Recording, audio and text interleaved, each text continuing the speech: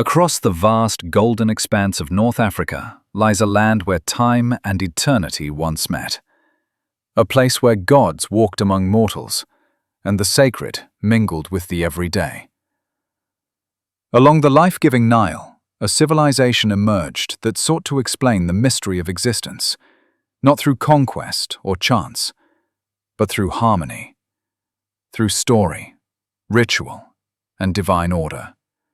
To the ancient Egyptians, the universe was alive.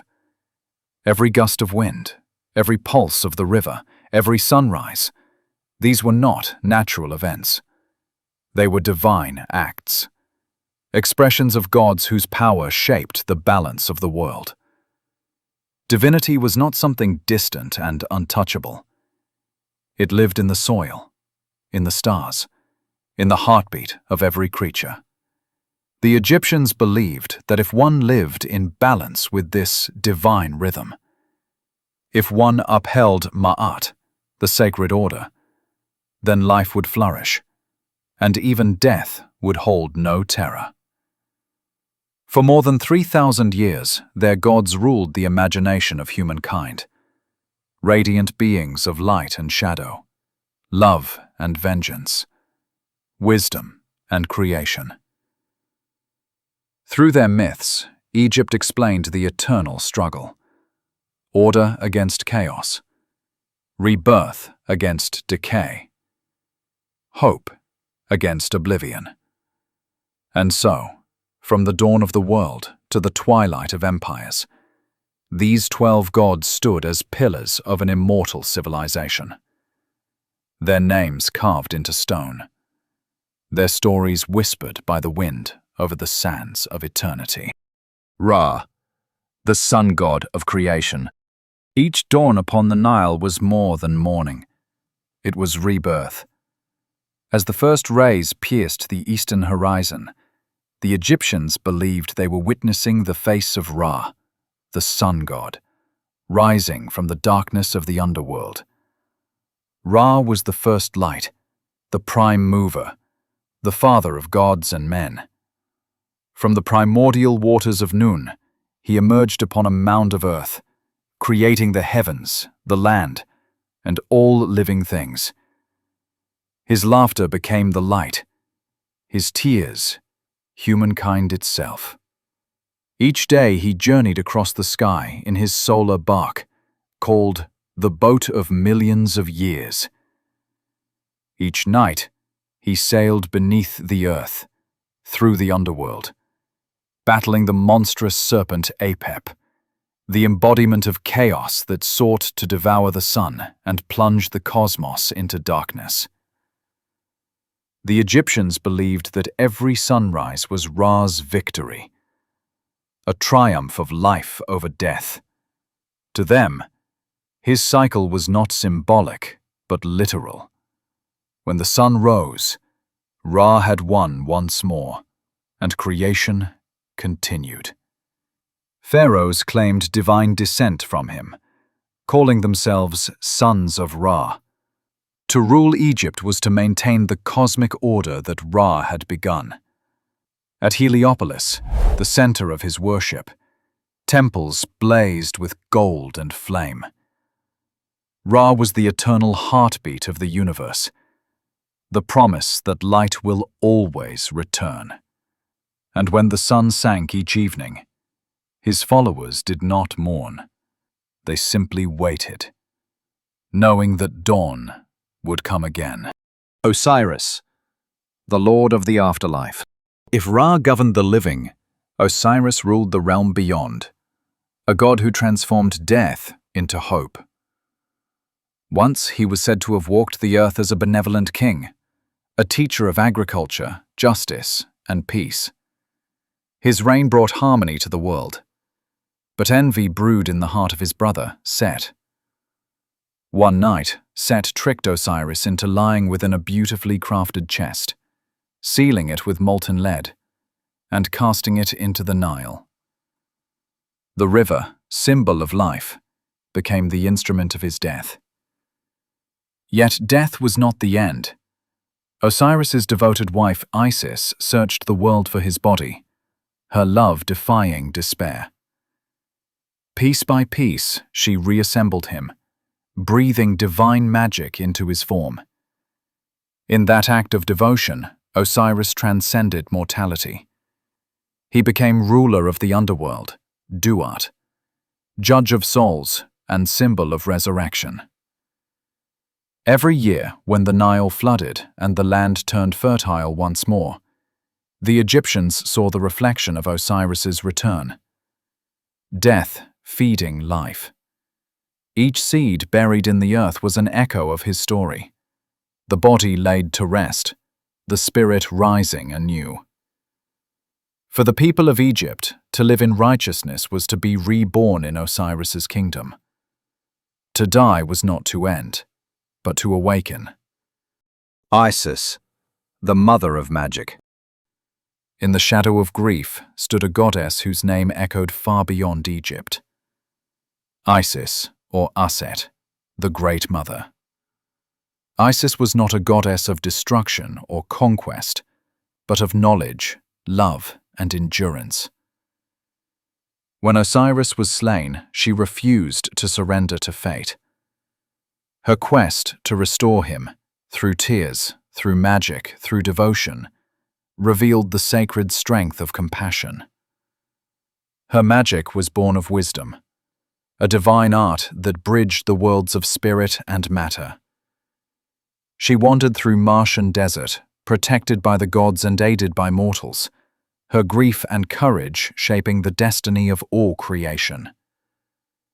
From that union of love and loss, she conceived Horus, the falcon god, heir to the divine order. Isis's influence transcended empires. Temples to her rose from Philae to Athens, from Egypt to Rome. Her image, a mother nursing her child, became an eternal archetype, later mirrored in Christian iconography. To her followers, Isis was not only the mother of gods, but of humanity itself, the divine feminine, the eternal nurturer, the healer of broken worlds. Her story taught that even in despair, faith and love could restore what seemed lost forever. Horus, the falcon god of kings. From the love of Isis and the resurrection of Osiris came Horus, the falcon of the skies, the living symbol of divine kingship. Hidden as a child in the papyrus marshes, Horus grew beneath his mother's care, watched by the gods. When he came of age, he sought justice against Set, his uncle, who had usurped the throne. Their battle shook heaven and earth. A war of gods fought through storms, lightning, and blood. In one tale, Horus lost an eye. In another, Set lost his strength. The eye of Horus, later restored by Thoth, became a symbol of healing, insight, and protection. Egyptians wore it as amulets, believing it guarded them from harm. When Horus finally triumphed, order was restored.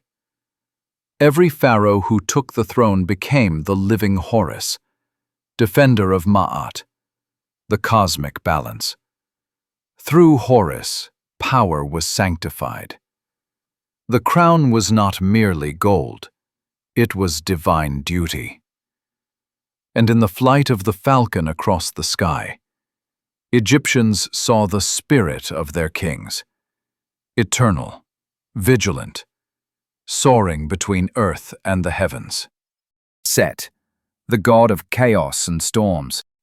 But where there is order, there must also be chaos. In the red deserts that stretched beyond the fertile Nile, another god ruled, Set. Set was the god of storms, of wildness, of everything unpredictable and untamed. His strength was vast, his nature fierce. With a face neither human nor beast, long snout, squared ears, he was the embodiment of the unknown. Set's story is one of duality. He murdered his brother Osiris and waged war against Horus, yet he also defended Ra each night, slaying the serpent Apep in the underworld's eternal darkness. In Set, the Egyptians recognized a truth, that chaos is part of existence. It destroys, but it also clears the way for rebirth. He was both enemy and ally, the storm that tested the foundations of order. Over centuries, as Egypt faced foreign invaders and civil strife, Set's image darkened. He became associated with evil and betrayal. Yet even then, he remained necessary. Without Set, there would be no test, no change, no renewal. He was the storm before the calm, a god who reminded humanity that struggle itself is divine. Before we continue, take a quick moment to like this video, subscribe to the channel, and leave a comment with your thoughts so far. Your interaction really helps. When you like and comment, the YouTube algorithm recognizes that people enjoy this kind of historical storytelling, and it pushes the video to even more viewers around the world. So if you're fascinated by the mysteries of ancient Egypt, this simple click truly makes a difference. And make sure to stay tuned until the end. We'll be uncovering some of the most astonishing and lesser-known Egyptian gods and goddesses, stories that even many historians overlook. Trust me, you won't want to miss it. Anubis, the guardian of the dead. When the last breath left the body, another presence arrived, silent, watchful, eternal. Anubis, the black jackal, guardian of tombs and guide of souls. Anubis was not feared but revered. He guided the dead through their journey to the afterlife, ensuring they reached Osiris's realm safely. His role was sacred. Priests who performed mummification invoked his name with each ritual. Under his gaze, the dead were cleansed, anointed, and wrapped, prepared for the eternity that awaited. In the Hall of Judgment, it was Anubis who weighed the heart against the feather of Maat. If the heart was light, the soul had lived in truth. If heavy, it was devoured by Amun, the devourer of the damned. Anubis's black color symbolized both decay and rebirth, the fertile soil from which life springs anew. He was the guardian of thresholds, standing between life and death, chaos and peace. To the Egyptians, death was not an ending but a transformation. Anubis ensured that the journey was guided by dignity, justice, and balance. Maat, the goddess of truth and balance. In the heart of Egyptian civilization lay a single principle: Maat. She was not just a goddess, but an idea, the foundation upon which the cosmos itself rested. Maat represented truth, justice, and harmony. Without her, the universe would crumble into chaos. Every pharaoh took an oath to live in Maat, to act justly, to protect the weak, to preserve order. Judges and priests swore by her name. Scribes depicted her with a single ostrich feather upon her head, wings outstretched, a vision of perfect equilibrium. When a person died, their heart was weighed against Maat's feather. The lighter the heart, the purer the soul. Her influence extended beyond the spiritual. Maat defined social conduct, political order, even architecture. Temples with their perfect symmetry were reflections of her divine balance. Maat was the silent law that governed both gods and mortals, the rhythm of creation itself. She was the whisper of conscience in every heart, the unseen pattern that held the stars in place. Thoth, the god of wisdom and writing. In the dim glow of temple lamps, where scribes bent over papyrus scrolls and ink shimmered like the night sky, one god presided: Thoth. Depicted with the head of an ibis and crowned with the crescent moon, Thoth was the scribe of the gods, master of language, mathematics, and time. He invented writing, giving humanity the power to record thought, to preserve memory, and to shape civilization through knowledge. When Ra grew weary, Thoth spoke wisdom. When gods quarreled, Thoth brought reason. He measured the stars, governed the calendar, and kept the universe in harmony through intellect and understanding. It was said that Thoth wrote the Book of the Dead, the guide for souls in the afterlife. His libraries were temples of truth, his priests guardians of knowledge. To think, to learn, to create, these were sacred acts. Through Thoth, the Egyptians found the divine in intellect itself. He was the first historian, the first philosopher, the eternal reminder that knowledge is the truest form of power. Hathor, the goddess of love and joy. If Thoth spoke to the mind, Hathor spoke to the heart. Her name meant the house of Horus, a goddess of love, beauty, music, and motherhood. She was depicted with a solar disk between cow horns, her image radiant with gentleness. Temples to Hathor were filled with song and laughter, and her festivals were said to be the most joyful in Egypt. But Hathor was not merely sweetness. Within her lay strength, the duality of life's joy and fury. When Ra sought to punish humankind for its arrogance, he sent Hathor as Sekhmet, the lioness of destruction. Drunk on divine wrath, she nearly annihilated creation, until she was pacified with red-dyed beer, believing it to be blood. Thus restored, Hathor returned to her benevolent form, laughter replacing rage, mercy replacing vengeance. She embodied balance between love and power, joy and discipline. Hathor reminded the Egyptians that the sacred was not always solemn. Sometimes it sang. Bastet, the cat goddess of protection. Graceful, mysterious, and fiercely protective, Bastet was one of Egypt's most beloved deities. Originally a lioness goddess of battle, Bastet's nature evolved over centuries into that of the domestic cat, still fierce, but now nurturing. Her city, Bubastis, was home to vast festivals filled with music, dancing, and offerings.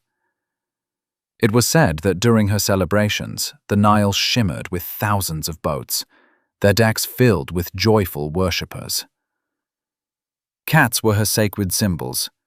They protected grain from vermin, families from misfortune, and temples from evil spirits. To harm one was an unthinkable crime. Bastet represented the protective warmth of the hearth, the balance between tenderness and power. She watched over women and children, guarded homes, and brought fertility to the land. In her golden eyes gleamed both affection and vigilance, the quiet assurance that even the gentlest guardians could be fierce when needed. Ptah, the architect of creation. Before the first sunrise, before even Ra's light touched the horizon, there was Ptah, the craftsman god of Memphis. He was not a warrior or a king, but a thinker, the divine artisan who imagined the cosmos into being. Through thought and speech alone, Ptah shaped reality. What he conceived, he spoke. What he spoke, became. He was the patron of builders, sculptors, and artisans. To him, every act of creation, from the carving of a statue to the raising of a temple, was sacred. In the sweat of labor, in the precision of design, Egyptians saw the reflection of Ptah's divine craftsmanship.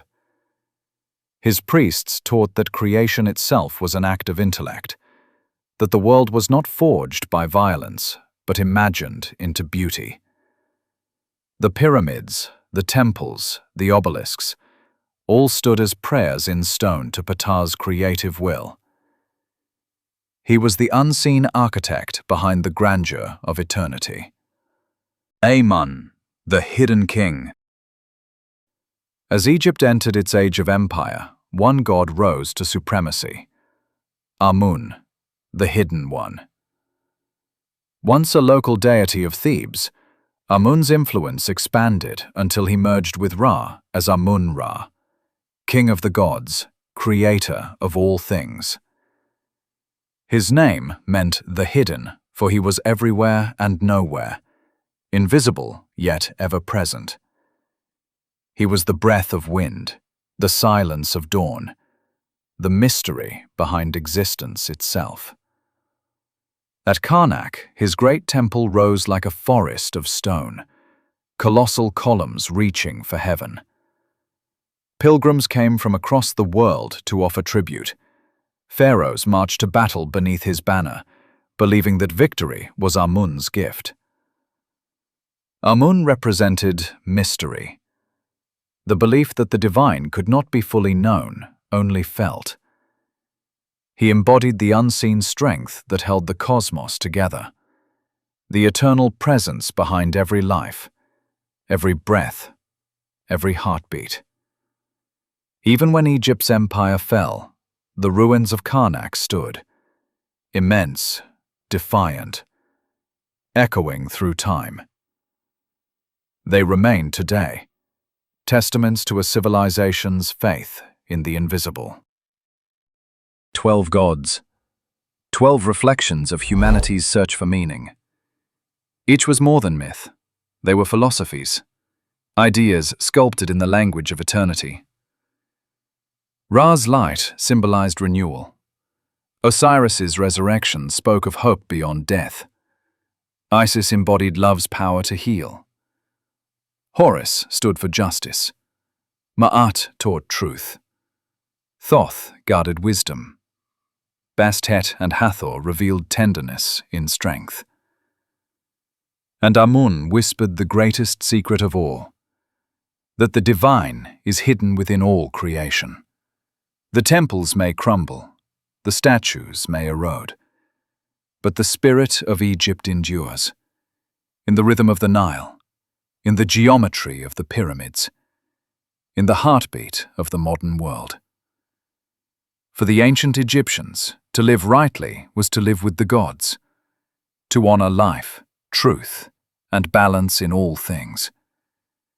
And perhaps, even now, as the desert wind moves through the ruins of Thebes and the dawn rises once more over the river, their gods still speak, not in thunder or flame, but in silence. The silence that says, the divine was never distant. It was always here.